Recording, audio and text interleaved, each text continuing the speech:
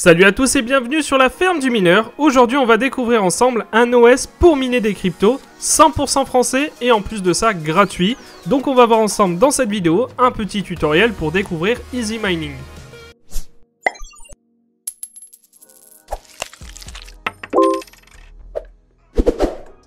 Alors c'est quoi Easy Mining? Eh bien c'est tout simplement un OS conçu de A à Z pour miner, pour vous faciliter le mining, à l'instar de HiveOS ou de Simple Mining, qui sont des OS conçus pour miner. Eh bien Emos a l'avantage lui d'être complètement en français, donc l'avantage c'est que si vous avez un problème, eh bien ils pourront vous répondre dans la langue de Molière. Alors vous avez une version gratuite et vous avez une version payante. Comme vous le voyez, la version gratuite est complète et vous permet déjà de commencer à miner. Vous pouvez vous inscrire tout simplement sur leur site, ensuite vous n'aurez plus qu'à rentrer vos informations, à cliquer sur j'ai lu et OK. Ensuite vous allez dans la section téléchargement, puis tout à droite sur télécharger Emos. Une fois que vous aurez téléchargé Emos, eh bien il ne vous restera plus qu'à le décompresser. Une fois décompressé, on va pouvoir aller sur le site Balena Etcher. C'est un site qui propose un logiciel qui va vous permettre de graver votre OS sur votre clé USB, SSD ou disque dur afin de pouvoir commencer à miner. Maintenant que vous avez téléchargé Balena, eh bien il ne vous reste plus qu'à l'installer. Une fois installé, eh bien il vous suffit de lancer Balena. Et une fois que vous avez lancé, eh bien vous sélectionnez votre OS. Vous allez sélectionner Emos, celui que vous avez téléchargé tout à l'heure. Vous allez sélectionner votre clé USB ou votre SSD. Hop, on sélectionne.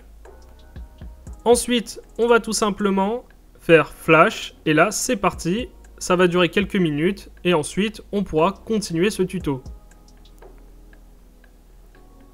Voilà, c'est fini. Maintenant, on passe à la suite. Il va nous falloir aller sur le disque dur ou la clé USB ou le SSD sur lequel vous avez mis l'OS. Vous allez sélectionner clé et ici, vous allez tout simplement utiliser le bloc-notes pour modifier les informations, votre clé privée, celle qui vous permettra de vous identifier directement sur votre rig. Pour cela, vous allez tout simplement sur le dashboard et vous allez sélectionner votre clé privée tout à droite. Une fois fait, vous n'aurez plus qu'à la copier-coller et ensuite c'est terminé. Voilà, maintenant il nous faut déconnecter notre disque dur, notre clé USB ou alors notre SSD et tout simplement le connecter à notre rig. Une fois connecté, vous aurez juste à lancer votre rig et à laisser faire. Si vous le souhaitez, vous pouvez rajouter un écran pour suivre l'avancée de votre OS sur votre rig ou vous pouvez attendre quelques minutes et ensuite vous connecter sur le site web d'Easy Mining pour pouvoir contrôler à distance votre rig. Maintenant, on retourne sur le site web et on se connecte sur Easy Mining. Une fois sur Easy Mining, on va sur le dashboard et on constate que notre rig fonctionne déjà. Vous pouvez voir qu'actuellement, il a une température de 46 à 56 degrés et qu'il a une puissance actuelle de 112,2 MHz pour 4 GPU. Vous avez la possibilité, une fois que vous êtes sur le dashboard, de pouvoir redémarrer votre rig.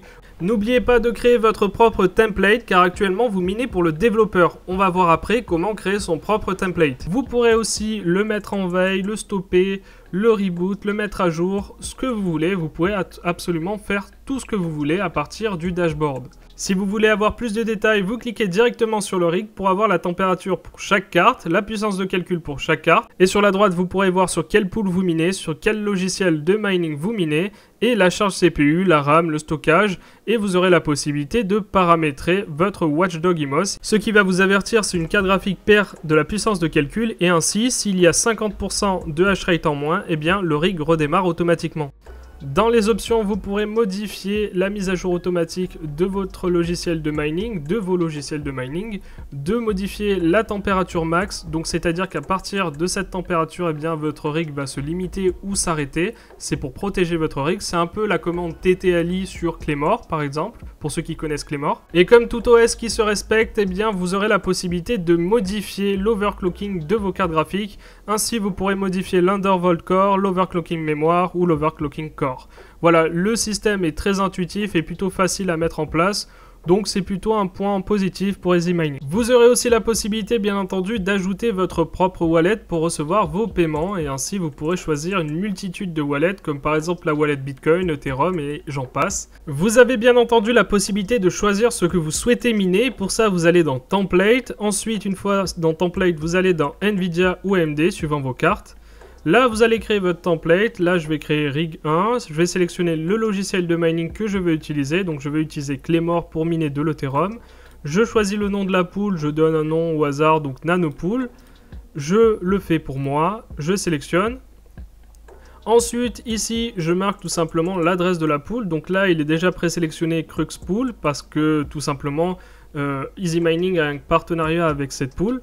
Vous pourrez bien entendu le changer ou le garder, c'est comme vous voulez. Vous sélectionnez votre wallet. Donc nous, on sélectionne la wallet qu'on a paramétrée tout à l'heure. Et ensuite, vous avez juste à tout simplement l'enregistrer, sauvegarder. Ensuite, il ne vous restera plus qu'à charger le template et l'envoyer vers vos rigs. Donc voilà, on a fait un tour rapide d'Easy Mining. Aujourd'hui, on s'est focalisé sur l'essentiel. Il y a tellement de choses à dire sur cet OS. Qu'est-ce que j'en pense? Eh bien, je pense que cet OS est plutôt sympa à utiliser. Je pense que l'OS est plutôt facile d'utilisation, accessible à peu près à tous. Et le gros avantage de cet OS, comme je l'ai dit au début, c'est qu'il est français et qu'il a donc un support français. Donc si vous avez un problème, vous allez directement sur leur site ou leur Discord. D'ailleurs, en parlant de Discord, eh bien nous aussi on a un Discord. Et si vous souhaitez venir nous parler, eh bien vous pouvez venir sur le Discord. On est disponible tous les jours. Si la vidéo vous a plu, n'hésitez pas à mettre un pouce bleu, à vous abonner si ce n'est pas déjà fait. Et on se retrouve pour de prochaines vidéos. Ciao!